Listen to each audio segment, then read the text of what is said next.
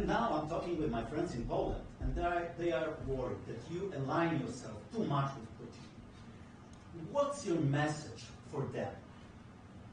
Well, if I didn't align myself with both of them, you'd never have a deal. You want me to say really terrible things about Putin and then say, "Hi, Vladimir, how are we doing on the deal?" That doesn't work that way. I'm not aligned with Putin. I'm not aligned with anybody. I'm aligned with the United States of America. And for the good of the world, I'm aligned with the world.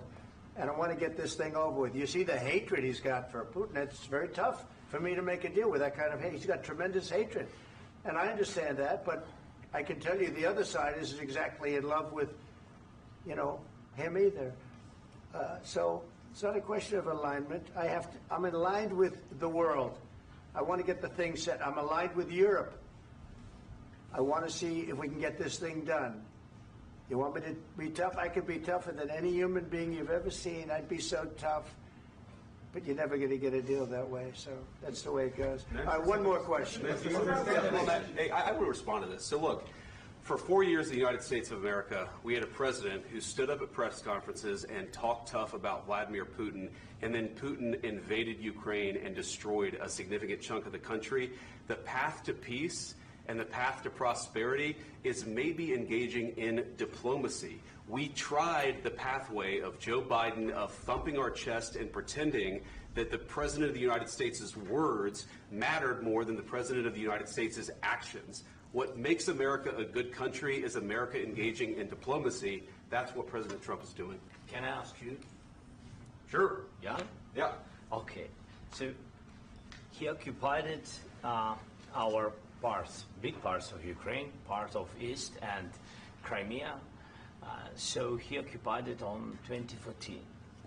So during a lot of years, so I'm not speaking about just Biden, but those time was Obama, then President Obama, then President Trump, then President Biden, now President Trump, and God bless, now President Trump will stop him.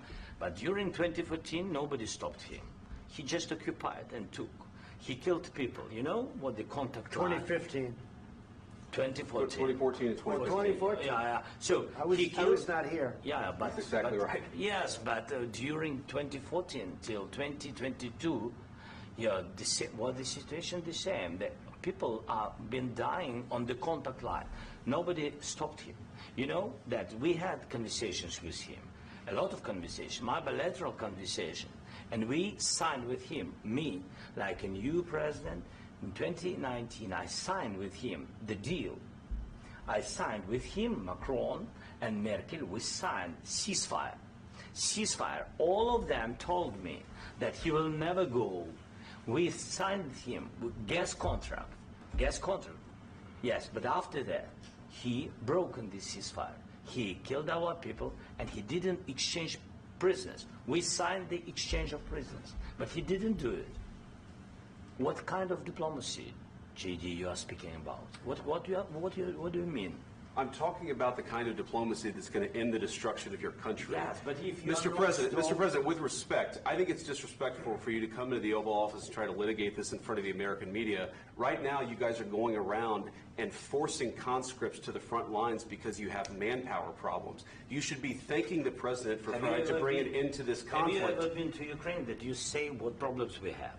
I have been to. Come once. I've actually watched and seen the stories, and I know what happens is you bring them on a propaganda tour, Mr. President. Do you disagree that you've had problems bringing people into your military? And do you think that it's respectful to come to the Oval Office of the United States of America and attack the administration that is trying to prevent the destruction of your country?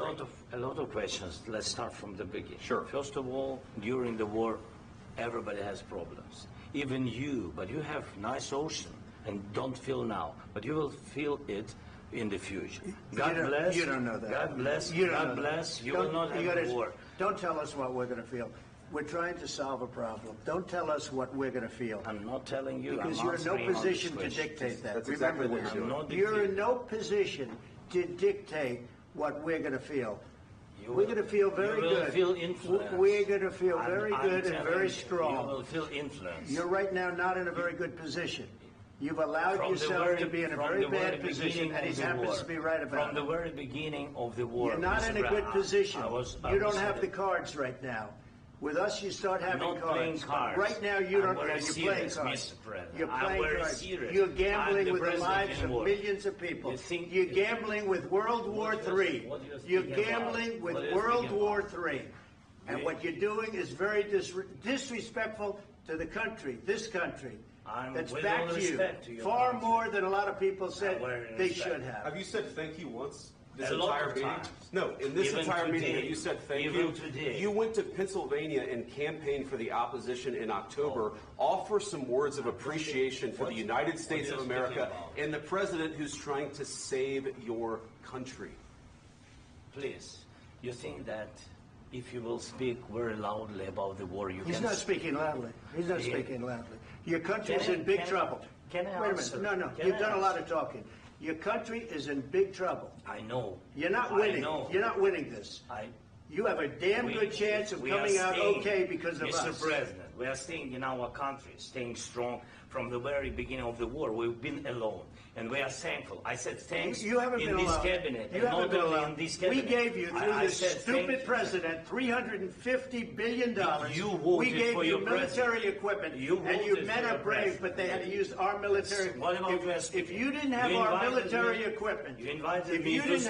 military equipment, this war would have been over in 2 weeks. In 3 days. I heard it from Putin. In 3 days. This is something maybe new. Less. In 2 weeks. Of course, yes. It's going to be a very hard thing to do business like this. Again, I tell you. Just say thank you. I said a lot of times to American people. Except that there are disagreements, and let's go litigate those disagreements rather than trying to fight it out in the American media when you're wrong. We know that you're wrong. But you see, I think it's good for the American people to see what's going on. I understand, sir. I think it's very important. That's why I kept this going so long. You have to be thankful. You don't have the cards. You're buried there. Your people are dying. You're running low on soldiers. Listen, you're running low on soldiers. It would be a damn good thing. And then you tell us, I don't want a ceasefire. I don't want a ceasefire. I want to go, and I want this. Look. If you could get a ceasefire right now, I tell you, you'd take it so the bullets stop flying and your men stop getting killed. Of course, we want to stop the war. But you're saying you don't want a ceasefire. But I said to you, I want a ceasefire. With guarantees. Because you'll get a ceasefire faster than an agreement. Ask our people about ceasefire, what they think. That wasn't with me. That wasn't with me. That was with a guy named Biden, who was not a smart person. That was with Obama. It was your president. Excuse me. That was with Obama, who gave you sheets, and I gave you javelins. Yes. I gave you the javelins to take out all those tanks. Obama gave you sheets. In fact, the statement is Obama gave sheets and Trump gave javelins. You got to be more thankful, because let me tell you, you don't have the cards. With us, you have the cards. But without us, you don't have any cards. One more question to Mr. Vice President. I'm sorry. It's going to be a tough deal to make because the attitudes have to change. What if Russia breaks ceasefire? What if Russia breaks peace talks? What do we do then? I understand that it's a heated conversation right now. What are you saying? She's asking, what if Russia breaks the ceasefire? What if anything? What if a bomb drops on your head right now? Okay? What if they broke it? I don't know. They broke it with Biden because Biden, they didn't respect him. They didn't respect Obama. They respect me. Let me tell you, Putin went through a hell of a lot with me. He went through a phony witch hunt where they used him and Russia. Russia. You ever hear of that deal? That was a phony Hunter Biden, Joe Biden scam. Hillary Clinton, Shifty Adam Schiff. It was a Democrat scam.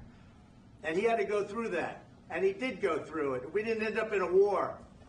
And he went through it. He was accused of all that stuff. He had nothing to do with it. It came out of Hunter Biden's bathroom. It came out of Hunter Biden's bedroom. It was disgusting. And then they said, oh, the laptop from hell was made by Russia. The 51 agents. The whole thing was a scam. And he had to put up with that. He was being accused of all that stuff. All I can say is this.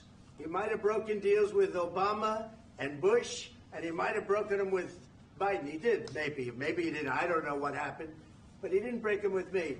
He wants to make a deal. I don't know if you can make a deal. The problem is I've empowered you to be a tough guy. And I don't think you'd be a tough guy without the United States. And your people are very brave. But you're either going to make a deal or we're out. And if we're out, you'll fight it out. I don't think it's going to be pretty, but you'll fight it out. But you don't have the cards. But once we sign that deal, you're in a much better position. But you're not acting at all thankful. And that's not a nice thing. I'll be honest, that's not a nice thing. All right, I think we've seen enough. What do you think? What's this negotiation? This is going to be great television, I will say that.